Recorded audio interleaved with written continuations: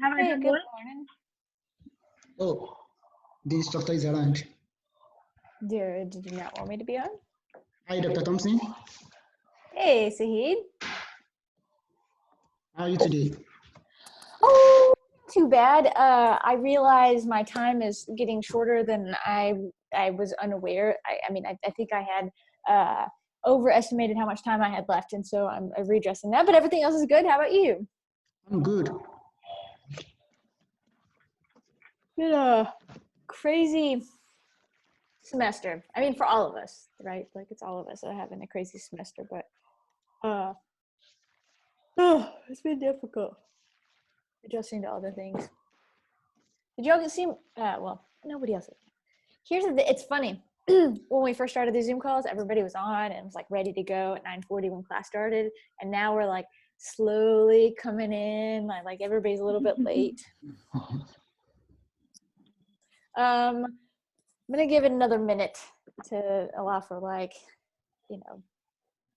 things of reason why people might be late. Do you realize the semester's almost over? It is. Is it next week or last week? Yeah, legit. Which brings me to my housekeeping stuff that I wanted to talk about, but I thought I would wait again. I'm an on time, start things, which is why in class I'm like, oh, it's ready to go. And so this is me trying to be like Wing Chun, relax a little bit more. But yes, that is my housekeeping that we're going to talk about. This ridiculous little bit of scheduling. So let's see. Who is not on? Let's see. Kayla, but she might be gone. Cora's not here. Oh my goodness. Mary Lynn, Riley, Brandon in the back row. Christopher, but he's been sometimes getting on later. So that's everybody but those three people. Alexis is on. Yeah. All right, so let's start with housekeeping because I'm too impatient. So multiple things. I sent an announcement out. I put it on the online, the Canvas. So I assume you were all I get an email that said you all get an email. So I assume you all get an email that says that you have your evaluations. Those are really important to us. I know that they're kind of a pain to fill out. And when they move online, there's fewer and fewer people who do them because you actually have to go out of your way to do them. You have to click a button and go fill them out. They're really kind of important, especially as somebody who's like going through a 10-year process. They're kind of important for me. And then also just, this is a new class. Getting your feedback on like what worked and what didn't work is kind of handy. I would, if you haven't already filled out your survey, oh, Justin, if you haven't filled out your survey, if on your comments if you want to note that, or if you want to send me sometime on like a feedback, not anonymous, your grade's not affected. If you want to wait till after the class, I'm fine. That's fine too. But just kind of getting feedback, because I think that there's a little bit of like, ways we can improve the class. There's always things that can change. So, and I don't believe in like making it a homework, because I don't think that that's what evaluation should be. They shouldn't be part of your grade, but I think that also we could honor the time that you're spending on it. And so if I can get 90% of the class to fill out their evaluations, I'll give everybody an extra point on their final grade. And so, and again, it's basically all of you have to fill it out. And not ever, but like basically if you all start free writing off of everybody else doing it, but I don't make it 100% because some stuff happens, right? So evaluation bonus, if I can get everybody to 90%, I would very much appreciate it. There's an announcement. I think I have a link that'll send you to the thing. You have a link in your email. I think you'll get updates on those. Anybody in my 442 class, same thing happens there. I'll talk about that this afternoon. So if I don't, please make sure to remind me. And then I really quickly before we move into class, I think I got my time all switched up, probably because we didn't have class last Thursday. Next week is the last week of class. Like that's it. And so we have today's lecture, and Tuesday I can finish up any like small things, but we don't have a full lecture Tuesday. So my goal on Tuesday is we're going to come in. If y'all have any questions, we'll do like a exam review session like we did the last time we had an exam. We will go over any questions, and then I will just start talking about, we'll go into like current issues. So I will finish out the lecture because I had wanted to talk about those all semester because they're like the buildup of all the things I was excited about. If we don't get to them, it's fine. Like the world doesn't crash. We don't all have to go stay in our houses. Oh wait, you do. Anyways, so today is our last class, basically. It's like we're going to have class on Tuesday, but you come in with questions, or if not, we'll talk about current issues. And if we get to those might be on the exam. I am currently writing your exam. I will be honest, the reason why there's so little time between your first exam and your second exam was because originally I was traveling and spring break was in the middle. And so I could have pushed your exam up a few weeks, and I gave you the opportunity to have it after spring break. And because I was going to be out of town. I think in the future, I would like to have a little less on the first exam, a little bit more on the second exam, but we'll see how that goes. I have intentions to this is what I'm thinking about doing, is because I know it's the last week of school. I know you might have other things due, and you might be trying to like coordinate your timing. I think my intentions are to open the exam on Wednesday morning and have it in Thursday evening at midnight. And it's still a 3-hour, I think I'll do I think because the class is an hour and 50 minutes, or an hour and 20 minutes. And so I think last time I gave you 90 minutes, and I meant to extend that. And so I think I'll give you 2 hours for the exam, and that way you can take it anytime from Wednesday morning to Thursday evening. And then I assume that's going to be fine with you. I mean, there's no pressure to take it Wednesday. I just thought giving you a little bit more flexibility about working with your schedules. Does anybody have any issues or concerns about that? Okay. And I don't think, because I'll have to look at exactly what we're doing in terms of this like next session. I don't think we'll have another graph. So I don't think we'll have the issue of like you having to like, I mean, you can still send me your math things. I don't even think we have a lot of mathy stuff. I think it's a lot of just technicality things. And so it's still open book, open notes. I mean, because I can't stop you, and I'm not fighting to that system. And so probably a lot of my questions are like getting you to extend beyond just definitional stuff. I mean, there is definitional. It'll be the same format as we have last time, except for all the extra graphs. And so before we move on to the class stuff, are there any questions about any of that? Nope. Okie dokies. So let's start by sharing my screen. And today. So we ended last class on kind of the wrapping up of our discussion on exchange systems. We talked about fixed and floating rate exchange systems, and most people use the floating rate exchange system. There are some exceptions, and we allow that fixed rate exchange system where we allow and that fixed rate can be two things. And one is fixed rate can be that your currency is just the same as another currency. So we're just fixing it to some other currency. Another way of fixed rate exchange system is you're having some percentage or some value, because exchange systems are always based on two different currencies, right? Because we're exchanging two currencies. And so that fixed rate says, it's always 10% or 15% of, some other relationship. In order to have a fixed rate exchange system, you have to meet some kind of qualifications like being low income country, not being a member of the WTO, some other things.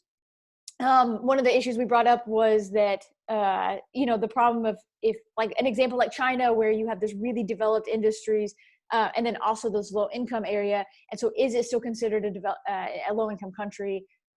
Because I think it's technically even moving into middle income country. And so I think that there's a little bit of that. And so then should they be allowed to have a fixed rate exchange system, which will bring us to our balance of trade, which we're going to get to in just a quick minute.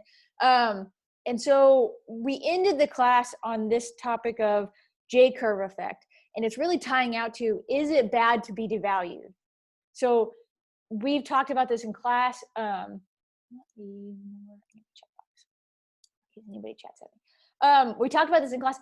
Is it bad to be devalued as a currency? So can anybody tell me yes or no, or just kind of yes or no? Not always. No, I mean, it might be a good thing. Why is it maybe a good thing to be devalued? Because it makes it cheaper for other countries to import your goods. Yeah. So when we think about this idea of appreciation and depreciation of currencies and this kind of exchange, there's this initial gut instinct is like, oh, I want to be better than you, right? Like I've hit some kind of max, like this currency is better than everybody else's currency.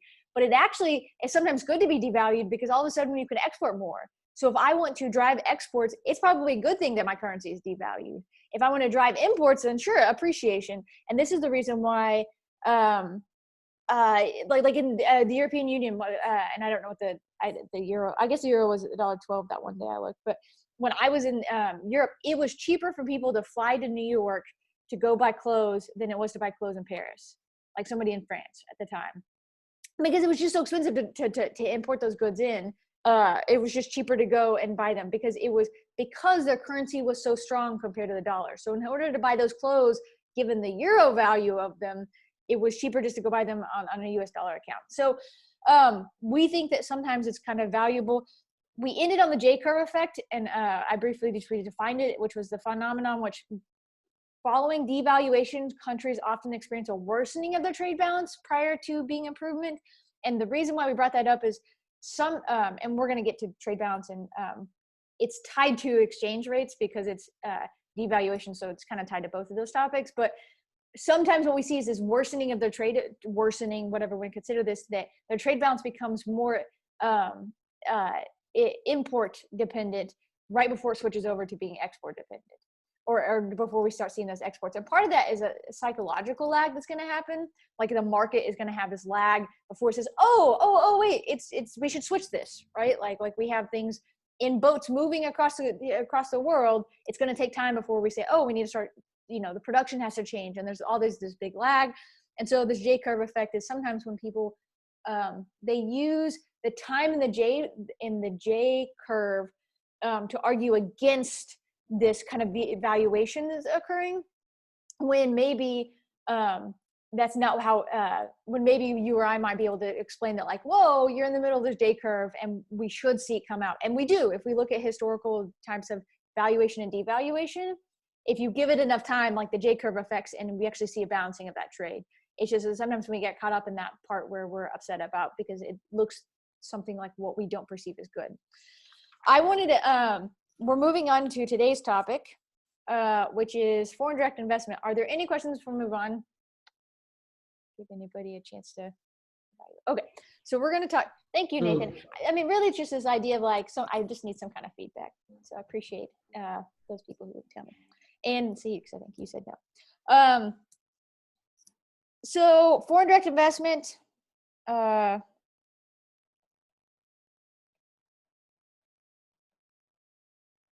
not going to spend a ton of time, but I wanted to make sure that we talked about it because it impacts trade, and I wanted to make sure we discussed it.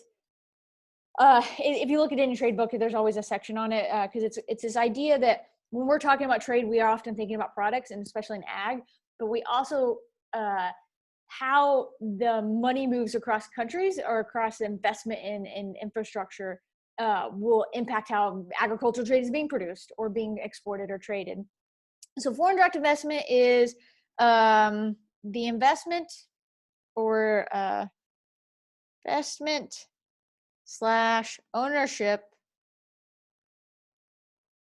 of assets in or by a foreign EIGN, a foreign firm or country, but for the purposes of exercising control over their use. So let's reread that. Foreign direct investment is the investment or ownership. It's the kind of the ownership of assets by a foreign firm in a foreign country, obviously, for the purposes of exercising control over their use. This is the idea that Walmart, or not, Nike has made, or Apple has manufacturing plants in China, so that they can exercise control over how those plants are being used, or so they can apply their quality standards, or whatever we might think of. This might be Smithfield owning manufacturing here in the U.S. in order to have control over the quality of production of pork production in the U.S. And so this is exercising that control. And so what we have is these kind of cross border investments that occur. I have a graph, and I would have shown you on the projector thing. Let me flip this really quick. Camera. I know this is not going to be perfect. It doesn't work. So this is, I would have shown you this, but it's this idea. It's showing and I'm sorry, I'm shaky, so it's not perfect, but it's going to show the amount of cross-border investments that are growing since 2009. And we see this kind of huge flip between the US and the European Union. There's a lot of cross-border investments. And then, sorry, I gotta figure out a way to hold still. We see this kind of, these flows that are happening across the different places in the world. I just wanted to have this as a visual kind of understanding of, it's not just, I think we hear a lot in the news about all these, you saw I was playing solitaire earlier, all of these different ways in which other countries are buying stuff in the US. Like, we have foreign direct investments in other countries as well, right? Like that's part of, we are not labor intensive because we are a what kind of country? Capital intensive. Yeah, we are a capital intensive country. And because we're capital intensive, what we do is we move those investments into labor intensive countries, right? So we're paying to go move production into somewhere where there is enough labor. An example of that, like I've heard people who've given me an argument about why we need to have production in the US, right? And they say like, oh, we've exported all the jobs. And there is an argument to that. My dad was worked in a Levi's factory. He sewed jeans every day growing up. That was his job. And they literally did not have enough people to man the factory all the time. They were always they never had enough labor. Like, they would get people to come in, they'd quit because it's hard to work, and they'd left. And so at some point they literally just had to move the plant. It was actually more expensive to move the plant to Mexico, but it was because they just needed enough labor to produce these jeans. And so this idea of that people sometimes get of like, oh, we're going to these other countries. And there are arguments, and we're going to talk about those pros and cons in a second. But sometimes you need enough labor. And if you don't have that labor force, right, then we're going to invest the capital somewhere else. And so sometimes that's a little bit of the argument about when we talk about these jobs that are moving. It's not that sometimes it's just we don't have the labor force in a certain area in order to maintain those. And so keep that in mind. So foreign direct investment is we're going to invest in the ownership. We see that there are these flows all over the world. And we might think of reasons a firm might have. So reasons for foreign direct investment. Can anybody think of a reason for why you would want a foreign direct investment or have some foreign direct investment?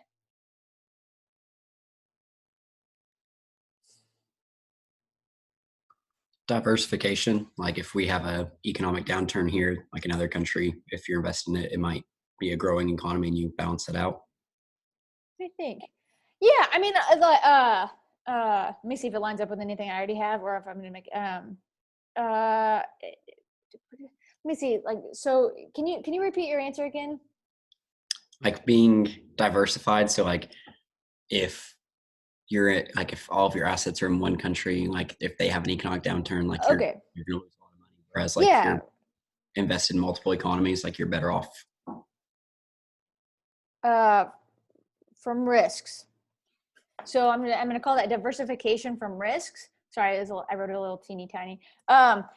So Justin's answer, I mean, yeah, like that wasn't one that I have, but like I think that makes sense. Is that I might not want to put all my eggs in one basket, and if I'm producing some kind of some kind of good, so Apple doesn't only have plants in China, right? They have plants other places, so that if there was some kind of lockdown or they can't export, that they're not stuck with having everything being produced in one particular country. Yeah, like sure, like a diversification for risk purposes.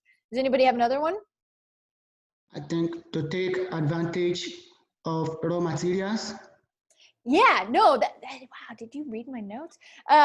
Take advantage of, and I'm gonna call it proximity to raw materials.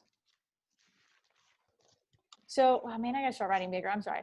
So take advantage of proximity to raw materials. So on some level, Saeed, it's totally right. He said take advantage of raw materials. So there is a lot of foreign direct investment of buying up natural resources, right? Buying up mines, buying up diamond mines or platinum mines or these ores so that they have access to those and then they can use them. And there's also a component of if I have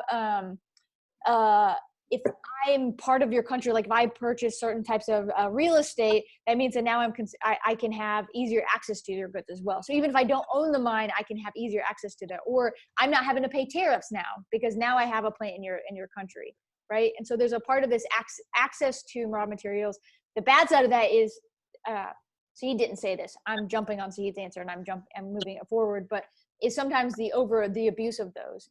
So some of the problems in developing countries or low-income countries is that these capital-intensive countries can come in and they buy up these resources for less than they're actually worth, and then they exploit those. And so what we see is this kind of exploitation of the natural resources in countries that are not your own, and that's one of those problems. And we're going to talk about the disadvantages, the problems of foreign direct investment. But yeah, so take advantage of raw materials.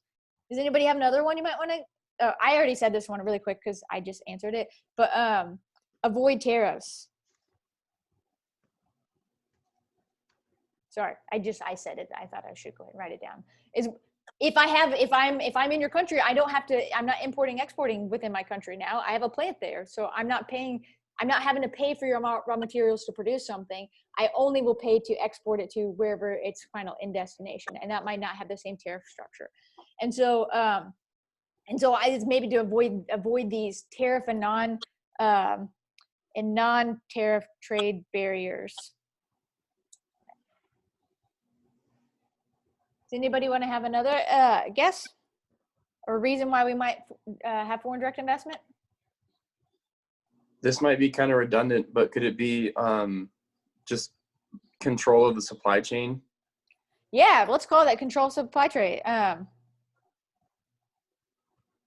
Which probably fits a little bit in the raw materials, but it might not just be the raw materials. It might also be the transportation. Or I might have, so I'm going to use Apple again, for example, because I used them early in the semester. And we talked about, they have, maybe it was the other class. I don't remember. Anyways, it was that they have a plant in Germany and then they redistribute from Germany. I think it was the other class I talked about this example.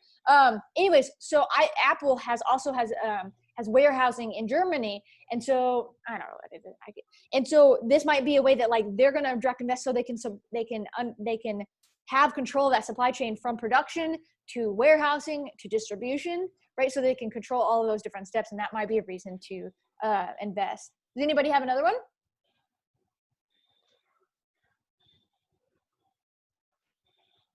Nope. I'm going to say one that take advantage of low labor cost. I mean, that's the reason why we think most times of like outsourcing, right? Like that we move plants is that there's lower labor cost. Now, one of these things in the theory of labor markets is that the same way we talked about with our currency exchange, right? That as and we talked about in our class when we talked about labor and capital intensive, as you invest in labor, right, the value of that labor goes up. And so what happens is as we move into, so we're capital intensive when investing in that labor because it's cheaper, eventually that standard of living goes up because now they have more capital because we just invested capital into their labor. And so so now their wage rate will eventually rise. And so what you see is this kind of effectively in the super long run, you see an equalization of all of the wage rates across the world. And you see equalization of all the capital rates. Now, we will never see that in our lifetime. And most people kind of theoretically will never see that because the markets are always changing and we're always looking at a snapshot. but theoretically that those things are going to change. This is the same reason why we move countries. So originally when we outsourced, it was to China. Now we're moving to think about your clothes that are being made in Laos and Cambodia and Vietnam, or you think about things that were made in India that are now being made in Pakistan or Nepal. Like it's a moving around because basically we're finding the cheapest source of labor. And then what happens is as their wage rate increases, we're like, oh, we got to go to the next cheap place. And eventually like that just raises basically it's what's the expression? High tides raise all boats. On some level, the investment in these lower labor costs eventually raises all of the boats up. Now, the downside of that is that we're exploiting low labor costs and that we contribute to the problem of low labor costs. And this comes back to labor markets and working conditions. And those are some of the negative sides of foreign direct investment and these kind of decisions. We're just right now talking about why people would do it. One of the last things I'm going to mention is the opportunities to use local knowledge.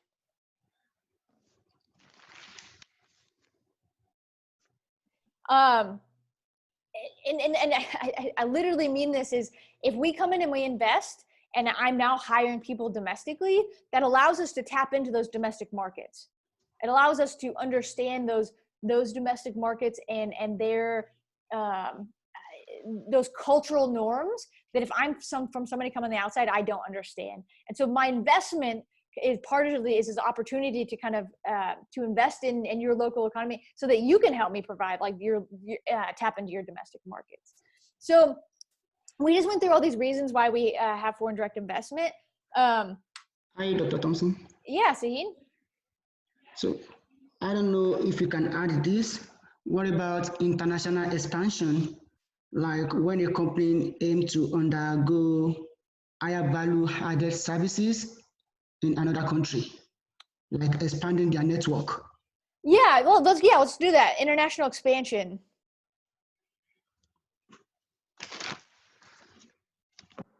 So this is opening up of markets, right? That like maybe I'm going to invest in your country so that I can expand my reach, right? Like who I'm selling to. We talk about the amount of people you sell to shifts your demand curve, right? This is a way of shifting your demand curve. That I'm going to expand my market into your country. That's a great one, Sahid. Thank you for suggesting that one. I'm not going to write all of these out for the sake of time, and because we're limited. We got a limited amount of time, guys. On some level, there are advantages and disadvantages of foreign direct investment.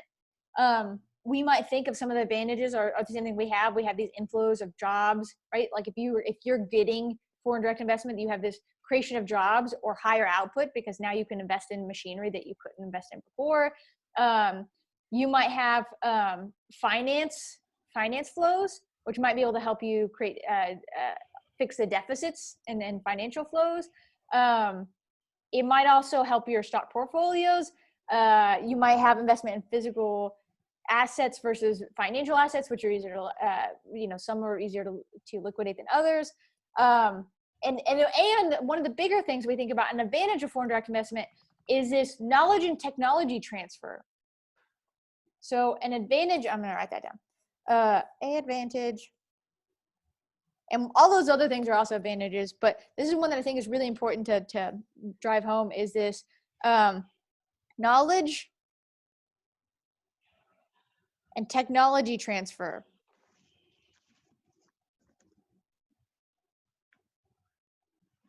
Is knowledge and technology transfer that occurs because we have this foreign direct investment. And so this is that idea that that you are investing somewhere else, you're getting their local knowledge, and now you can bring that back home, which is part of the reason why like there's always ideas like espionage and things like that, right? But there's also this kind of good just knowledge and technology transfer and understanding that this kind of global supply chain or marketplace, now you're more efficient at all the other things you're doing, right? And then we get into like patent laws and things like that, but like, but even just understanding how to better produce something. How many of you have ever been around somebody and they have like some app and you're like, dude, what is that app? Tell me what it is and how I can use it. And, right? Like I've done that. I've been like, oh, what is that? teach me how to Dougie. Show me how to do this. And thank you, Olivia, for giving that joke. And so, so you get that knowledge transfer, and then I spread that to somebody else, right? That is knowledge transfer. And we think about that in terms of like kind of a global scale in this foreign direct investment, is having access to that knowledge and technology transfer that occurs, which is part of the reason why I had a friend who worked for Unilever, and he spent a year and a half in, where did he live? It was outside of London. I'm just trying to remember where, it doesn't matter. He lived between Oxford and Cambridge. And so he did, because what he was a food scientist.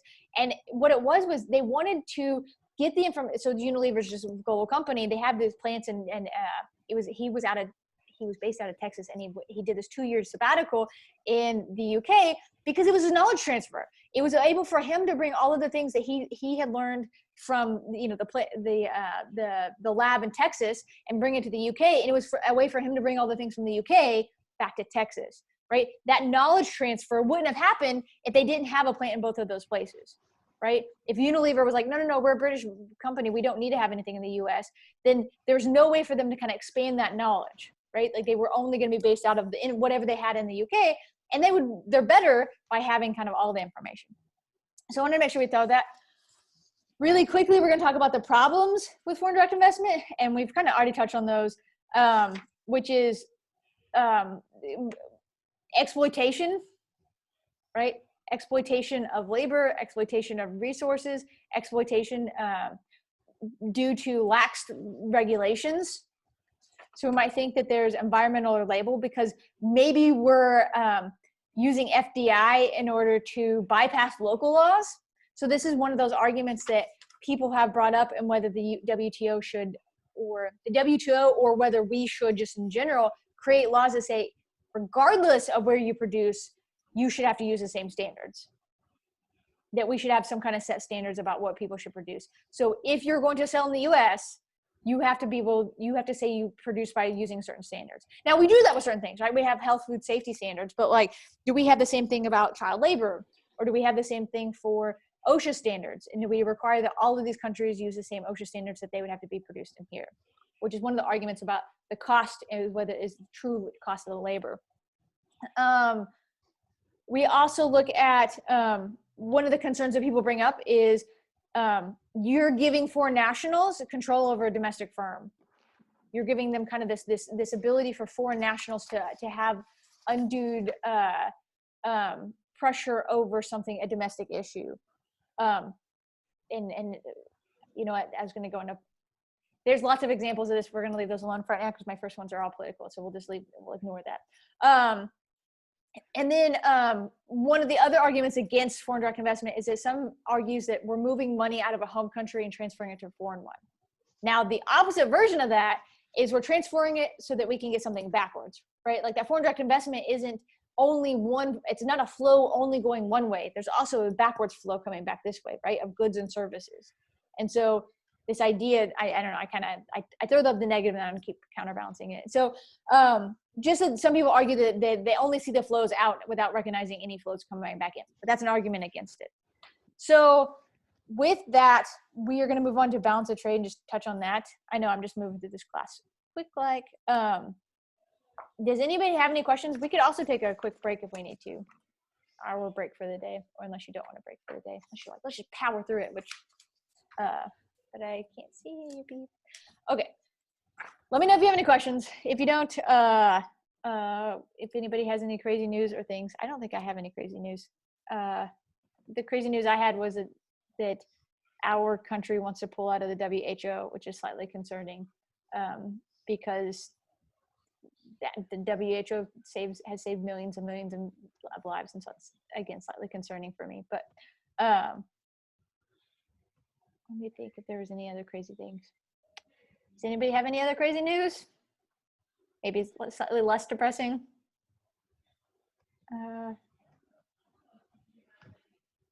Nope. Okay. Well, this has been fun. Yeah. Well, I don't have any fun things. None of you do. I want to ask a question. Ask away, Sahid. Okay.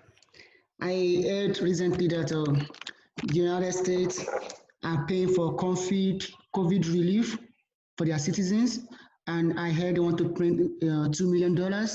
I want to know what the implication of printing $2 million and injecting it into the economy.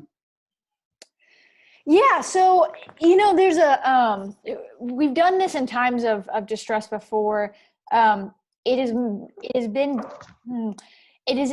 not always been super successful. So we did it during the Great Recession. The idea of printing the money, what it does is it devalues the value of individual currency. But the idea right now is that the economy is not generating GDP. That we don't have money being generated because lots of things are being shut down. And so in order to drive not growth in GDP, but like to drive GDP, so gross domestic product, then the government basically says we're going to pay everybody money so that they go out and spend it. So if everybody took the money that they just got and they put it in a savings account, it's the exact opposite of what they want to do, because they didn't do anything. They didn't drive any type of GDP. What it does is, the idea is that you're spending it, and that spending has a multiplication effect. So you're buying from,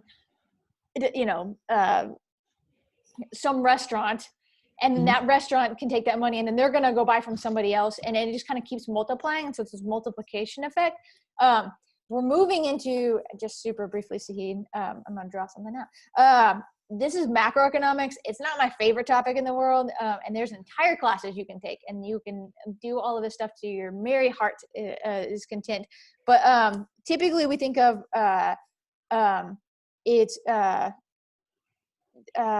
consumption plus government spending plus exports minus imports, which is net exports imports. CIG. Sorry, there's supposed to be an I, all equals to Y.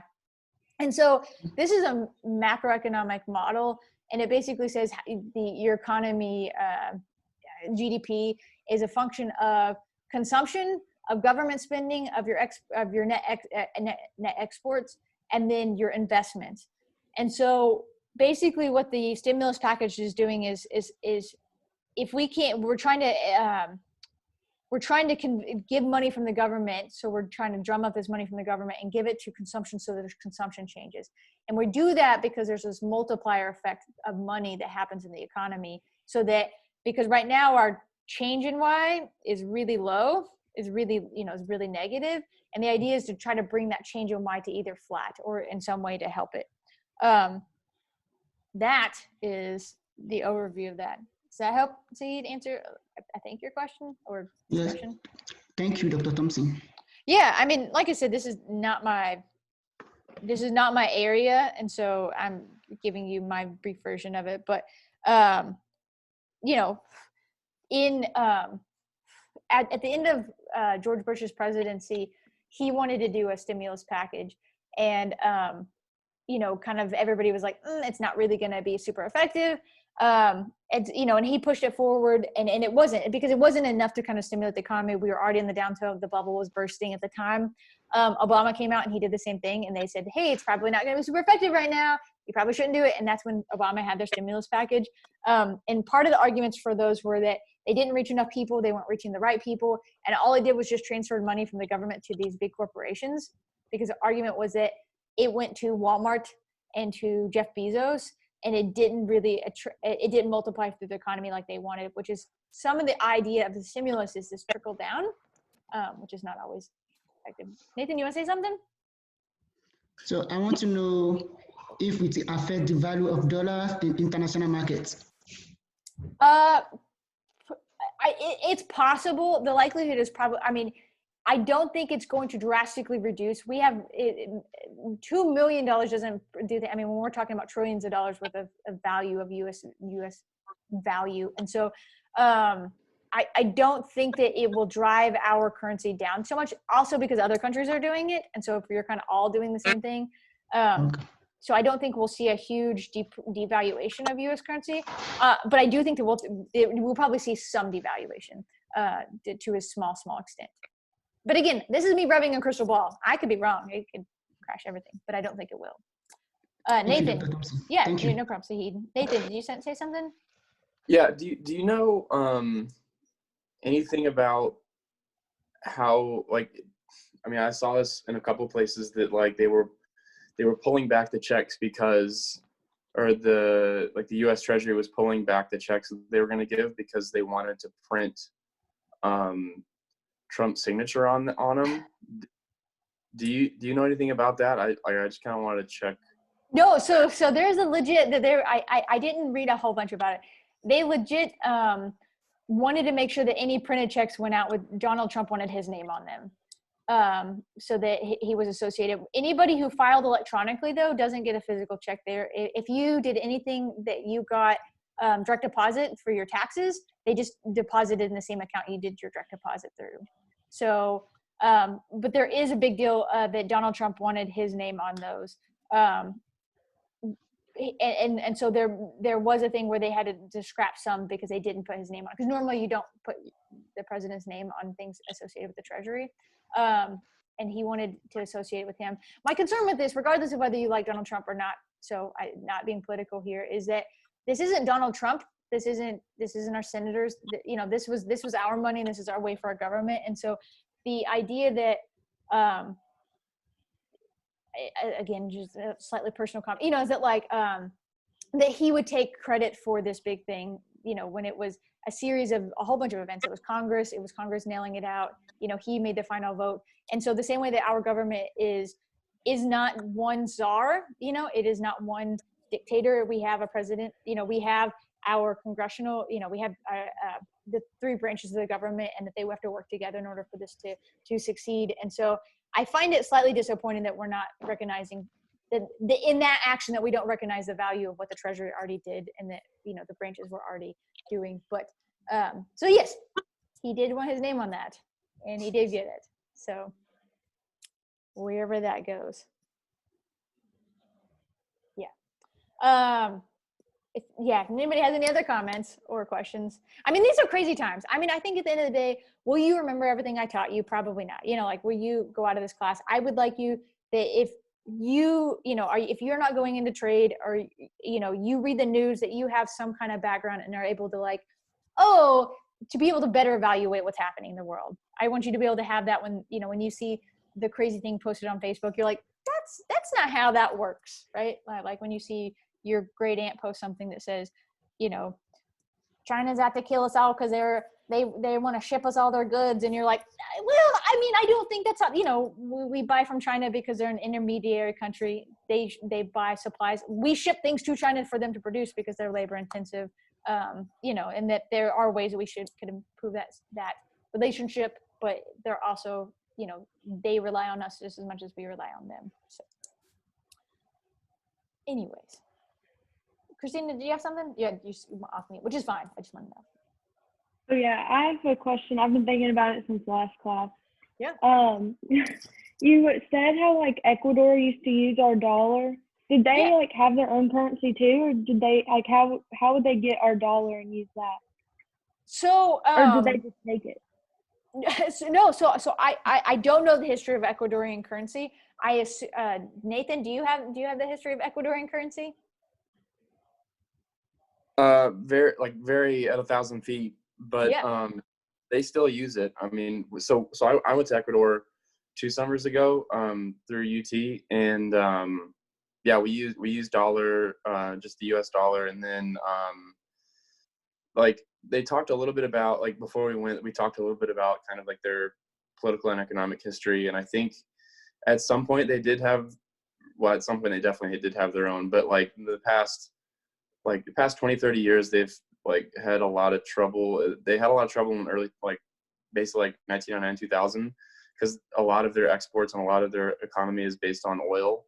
And then they had like their banks like basically rolled over in like 2000. And so they had like a ton of monetary issues. And I think that's when they tacked to us, or like when they just took, like, you know, adopted our currency, because like just to stop their currency from going further and further down.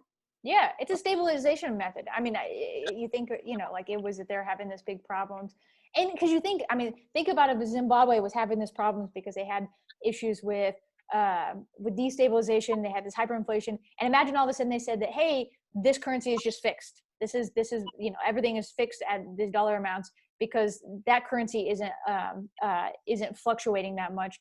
And so I think that's what Ecuador did, is they just said, hey, here, we're just going to use the US dollar. It's kind of,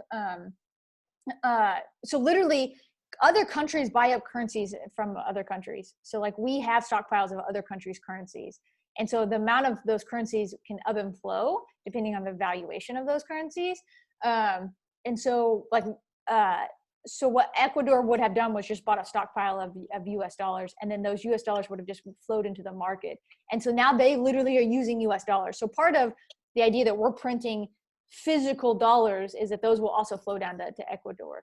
Like another example of this is in Mexico. You can buy things with pesos, but also some places you can buy things with US dollars. Like I was in Yucatan, which is close to Chichen Itza, or it's south of Chichen Itza, and I had pesos and dollars, and the guy was like, no, I'll just take your dollars. And you're like, you want my US dollars? Like, you don't want these pesos? I got them out of the ATM. And he's like, no, just pay me in US dollars. And you're like, okay. And so, you know, I think that happens sometimes where they use both. I have more of the class. Did I ever tell you all? It's just such a great way of currency. Did you all? Is anybody in here doing Brazil? I don't remember. Anybody doing Brazil? I don't remember anybody talking about Brazil. Brazil had a problem with their currency at one point, and they had these. There were these people who went and studied at Chicago's School of Economics, which is a big free market economics. That's like not the birth of free market, but it's like the place for free market economics. And they all these people had studied. They were these kind of traditional free marketers, and they were now in these Brazilian. I'm pretty sure it's Brazilian governments, and their currency was having this problem, and so what they did was they had these hyperinflation, and so they literally created a fake currency. And every day they would come out and they say, this is how many of the currency that existed, and this is how they created the real.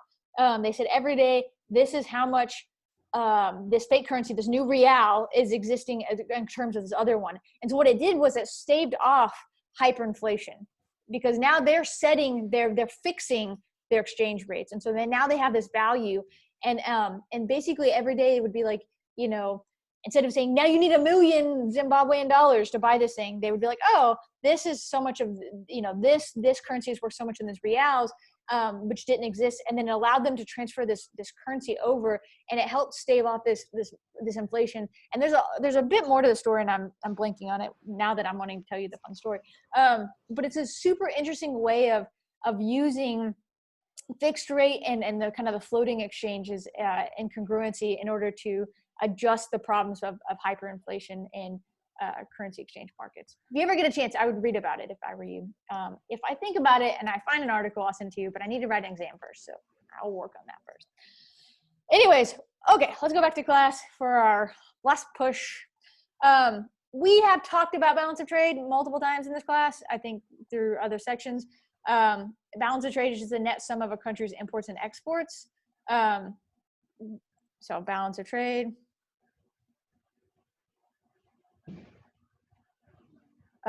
equals the net sum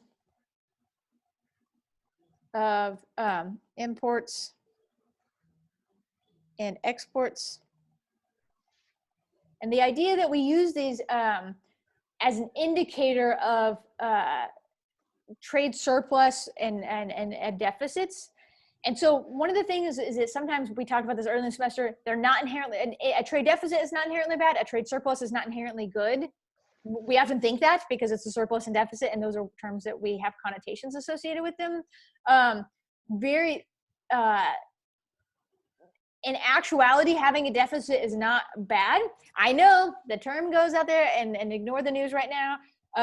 Having a trade deficit is not necessarily bad, because typically, because trade deficit,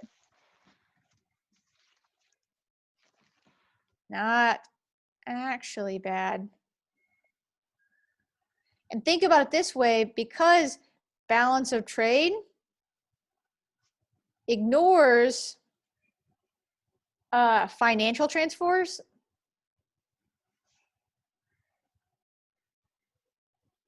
investments, or other financial considerations.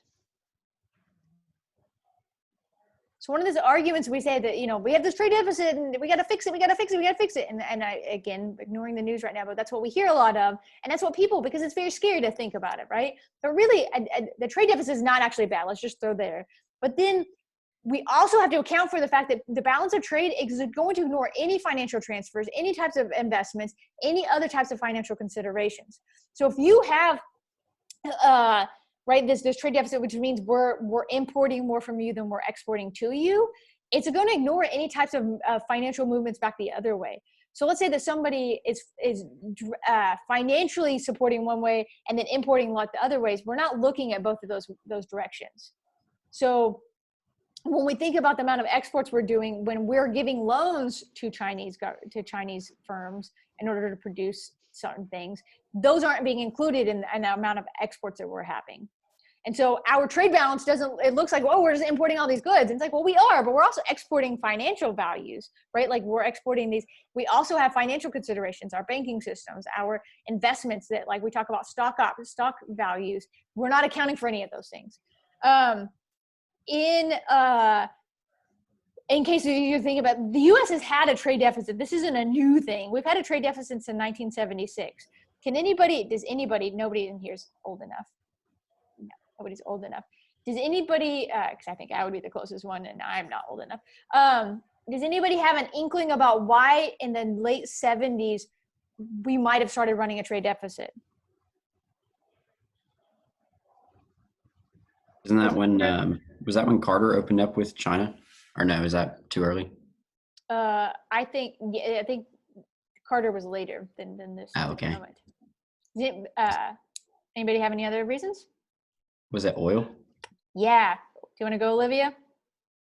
No. Yeah, Justin, it was oil. So this is when we started having this. There was an oil crisis of the late 70s and early 80s. They actually had like you'd have like stamps to get oil, like it was like metered.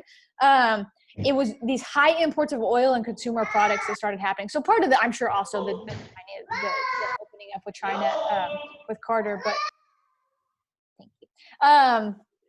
But hey, Sahid, can you mute your? I think you're. I will do it. Oh, perfect. Thanks, man.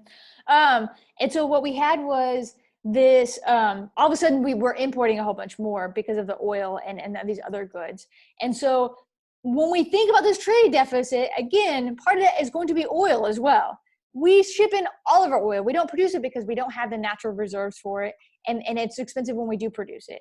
And so when we think about these kind of trade surpluses, just for reference, for FYI, only 60 out of 200 countries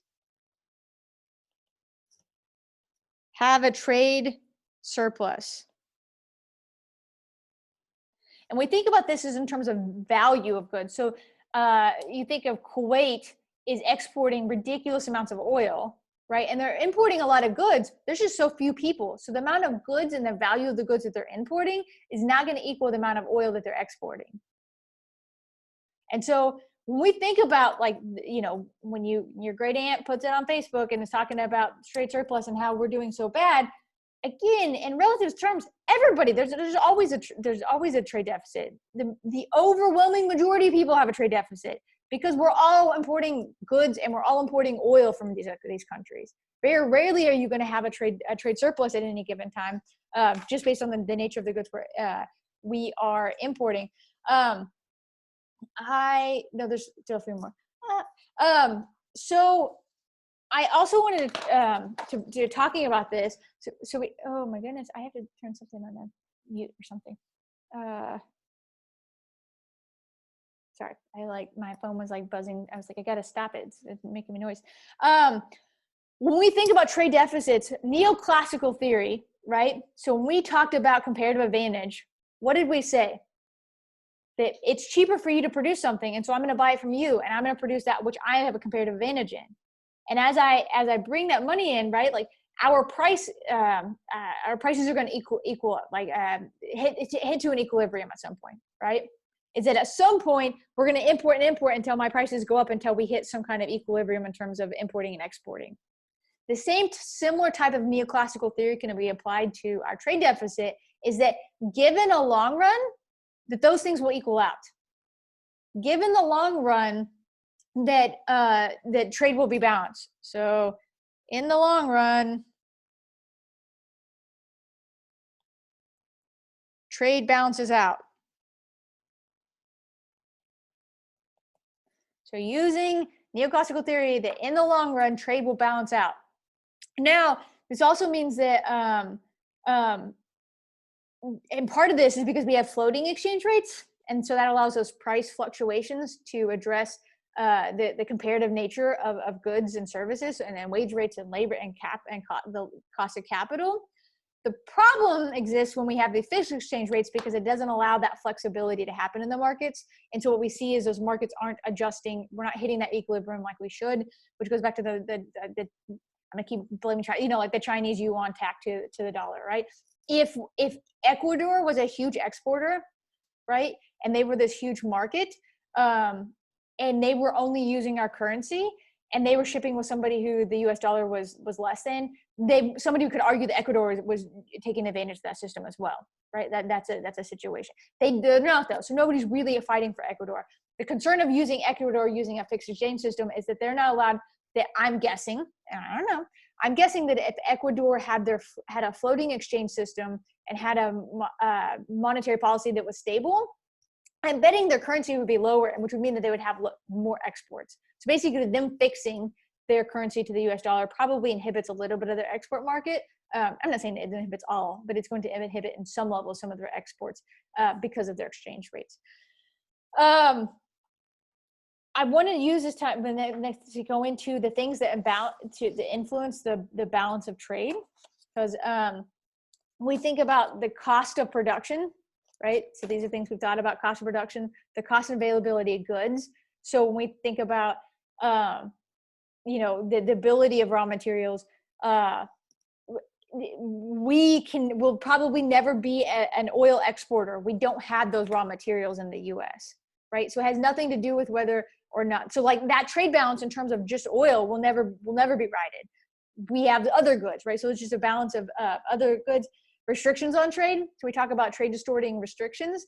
That's going to impact our balance of trade, which is why people argue for free markets or argue for the reduction of these restrictions, because it allows those balances to equal out. Non-tariff trade barriers, and then yeah. Can anybody else think of anything else that will influence the trade balance? What time is it?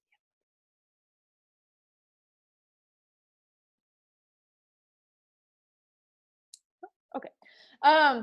I wanted to, before we end this, I wanted to talk about that there's this, we're talking about this trade balance, and I just told you that in the long run things will balance out, and then I told you all these ways that affect that balance, and how remember that a balance of trade is a snapshot in time.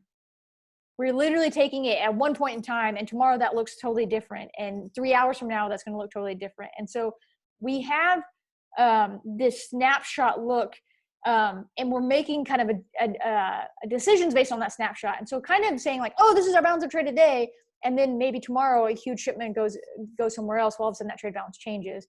And so we have to remember that the actual trade balance is dynamic.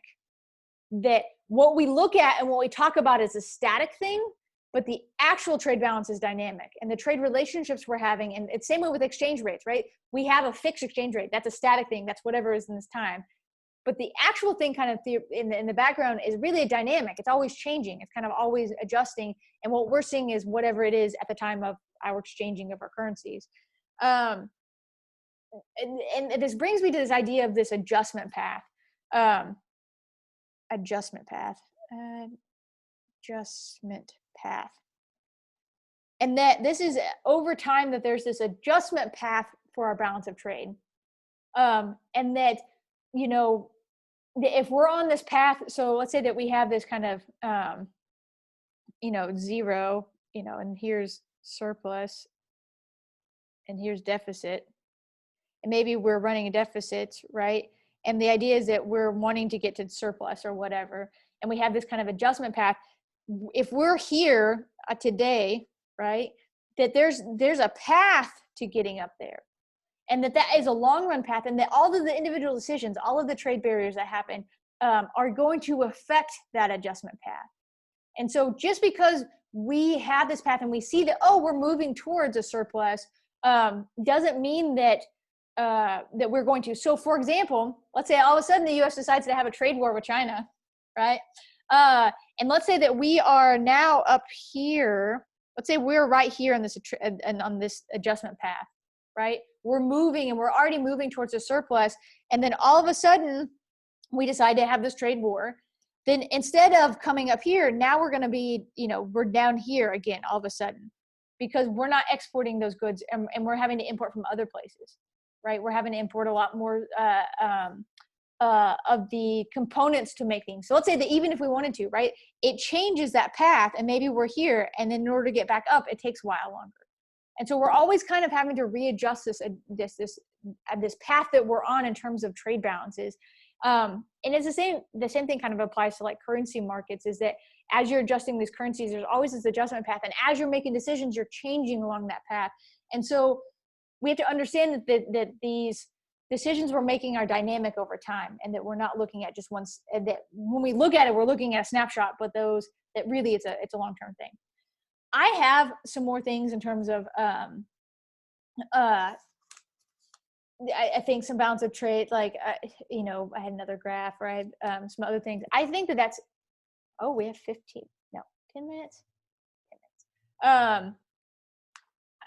If I have 10 minutes, can I just go through this? Does anybody have any questions? How about we throw that? I'm going to say that that's done, what we're going to be done for balance of trade and this section on political economy. But does anybody have any questions? No. On Tuesday, like I said, come in with questions for your exam, or come in, we'll talk about exam things, and then we'll kind of finish up, or we'll discuss like any types of current issues in trade policy. I wanted to talk to you at some point in this class was about ag trade and development, and we talk a lot about it throughout the class about these kind of low income versus high income countries. I wanted to, because I think it's important to be aware of, or to think about things, and we have a lot already, but just to put it in perspective of why, like, we keep talking about the difference between low income and why we might make some concessions on that. 15% of the world's populations live in a low income country. So 15% of the world's population, but that accounts for 24% of the world using, so 15%, that's a really not color that I want. 15% of world's population in low income countries. They count for 24% of world living on less than $1 a day. And I mean, which is a poverty line. Let's be clear. That's a really low poverty line. That's not like, oh, hey, like in the U.S., our poverty in the U.S. is above the $1 line day, typically. So when we think about this idea of average farmers are poorer than non-farmers, that farmers in these countries are subsistence farmers, and they're living on very little, and they're just trying to make food, right? And so when we talk about agricultural trade, and we talk about like free markets and all these great things, agricultural protections in high income countries that we do worsens global income distribution around the world. So like high income country ag protections worsen the global wealth distribution.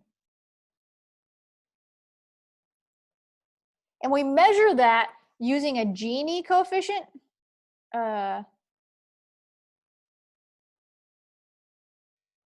and I can't tell you what a Gini coefficient stands for right now.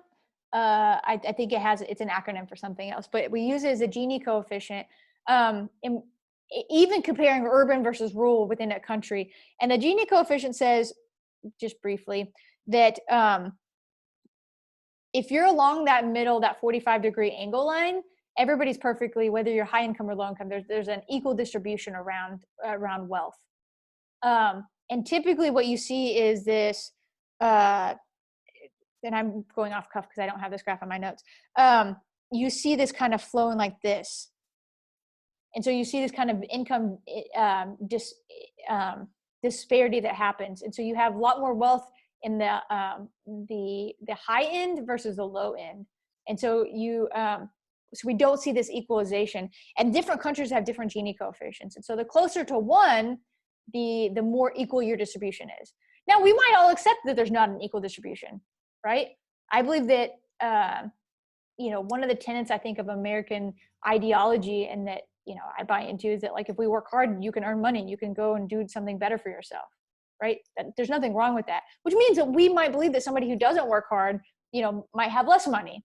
Now, I think the concern we gets thrown out there is when somebody is working hard and they can't get ahead, right? And I think that those are other social issues. But when we have, and I use we, but any high income country uses these ag protections, we worsen that distribution across the world. Because if we weren't, and when I talk about ag productions, let's think about our subsidy programs, right? So what happens when we subsidize production of a good? What happens to our supply? Yeah, it increases the supply. So when we subsidize production, it increases the supply. Well, what happens when we increase supply? What do we do with that supply? We go sell it somewhere, right? Well, if the domestic market's not buying it, what do? We go ship it somewhere else. So oftentimes we're shipping kind of this excess production to these low-income countries because we can offload it, right? On some level, this is why the argument that they dump, the argument for dumping is that we're just dumping these extra products, right? We've already talked about dumping. So think about dumping in this incident. When we're dumping that good, that means that producer of that good in that country can't compete anymore because they're producing, giving the full cost of production. They're not being subsidized. And so this is this idea when we talk about ag trade and policy, and we think about, protecting our domestic producer, which, I'm not arguing against, I grew up in ag, like I'm not even saying that we can't have policies, but just we should all be aware when we think about, or when we discuss these types of policies, about these kind of wider reaching implications. Oftentimes these are types of things that are externalities. We don't think about the externality of our subsidy program on an Ethiopian farmer. But we do affect the Ethiopian farmer's income. We just don't think about it. It's not associated with the cost of doing that subsidy program. Because we're depressing the world prices. Sorry, I'm gonna think about, so one of the other arguments, or one of the problems, is that sanitary and phytosanitary restrictions in low-income countries, sometimes they can't abide by the standards, or they can't afford to abide by the standards. And so even though it's free trade, even though they can ship things, sometimes those are these non-tariff trade barriers, right? It's like, hey, I need you to. So I remember that argument we made early in the semester when I said, China wants us to have a traceability system, and we're like, we can't trace. You can't trace it. Right? But they use that as a non-tariff trade barrier. Imagine that same thing where you go into a country that hasn't had certain types of OSHA standards for their food, and all of a sudden, like, hey, you can't ship it to us unless you have this standard. I think Riley or Ethan or one of you talked about some kind of standards like that during your presentation, and about your country imposing that on other markets. I can't see you, and you're not chatting with me, but I'm pretty sure that happened early in the semester. And so we think about, that these limits reduce production in those countries, and that can lead to a high cost of compliance, right? That there's this compliance cost. And if you're already struggling to produce goods, or to produce goods at a costly way, Brazilian beef, yeah, that's what it was. Thank you, Ethan. We think about the public-private cost to conform to these assessments or to these standards, and how those standards might affect their ability to trade. So it's not that they can't produce it, not that they're not have a comparative advantage, not even that they are abiding by the standards. Maybe they just can't pay to get that label associated with them.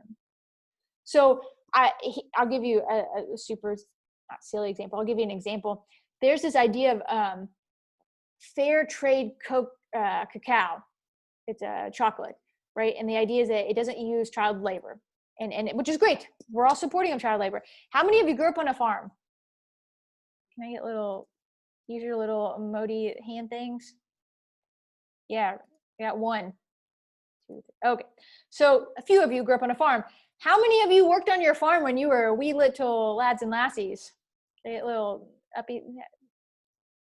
Can't see out there. Yeah, Ethan's like, yeah, right? I did. I had fed animals. I had like muck stalls. I had to buck hay. I had to, I cut hay. And you had to do the things because that's what you had to do, right? So when we think about like kind of these standards on a cacao farm where I'm a small, poor farmer and my kids are helping me work, I can't get labeled and I can't pay because I can't afford to get the certification. And so that certification is nice, and it is protecting farmers and it is protecting children, and I'm not arguing against it. But there is this counter argument to that. The people who can afford to pay for the certification are not always the people that you're trying to help. And so when we create these standards in global trade, it might have a disproportionate effect for people who are higher income in those countries than people who are lower income in those countries. Because the people who can afford to get certified or who can pay the cost to comply with the rules you're making are not the people that are most at disadvantage within those countries. And this isn't a censure on anything, and I think that we can have standards. I wanted to end the class on a really sad note. I wanted to end the class on this idea that we all think about maybe, the ways of trade and how, all of these things that we're applying, how that might affect different countries differently and different people differently within those countries, and rural versus, urban populations. And so just so we're aware that when you see that thing on Facebook that you're like, not your gut instinct isn't like, yeah, blah, blah, blah, you have some kind of ways to think about these things. I wish we had a bit more time. Class is it 10:50 is done or 10:55? Okay. So 4 minutes. I'm wrapping up. Because I was already trying to wrap up. I was just afraid I was going over. So we can talk about current issues. We'll talk about on Tuesday if we don't have any. Hold on one second. I closed my screen. Let me stop sharing so you can see my face. So I wanted to just have that brief conversation. I wish we could have been a larger topic. That was like a few pages of notes condensed into like that last 10 minutes that we talked about. Really quick, I remember you have an exam next week. I'm gonna open it up on Wednesday, close it on Thursday night. Still 2 hours sometime in there. If you have any questions, bring them in, hit me up. You can see after class if you have any questions on that. I also just want to end reminder to go do evaluations because that's super helpful. If I get 90%, I will give everybody 1% on your grade. And I wanted to also just say thanks for being an awesome class. Like it's a terrible timing for this whole semester. This coronavirus has thrown us all for a loop. I think you've been super resilient, and I know that y'all are dealing with all of your classes going online, and I try to adjust, and we're all adjusting to these things. But I've appreciated your participation and your just showing up. Thank you for showing up, and I appreciate it. And if you write in the evaluations or if you send me stuff after the fact, you can wait till you get a grade so you don't think it's going to affect it's not going to affect your grade anyway. But if you have comments or things that like there were parts in the class you would have liked to have seen better or changed, I'm more than happy. This is my first time teaching this class specifically. And so I wrote all my notes, 4 months ago. And so, coming up with ways to tweak the class or make it better, or the things that you liked or didn't like. If you're like, no, I hate your stupid news in the middle of the class, don't do it. It's a waste of our time. I don't want water. I don't want a bathroom break. Just let us go. If you could provide that feedback, I'd appreciate it. If you like those, if you liked having a break, or if whatever way, I would appreciate any feedback you give. Thanks again. And I guess I'll see you on Tuesday. Have a good weekend. Thank you, Dr. Thompson. Yeah, see you later, Sahid.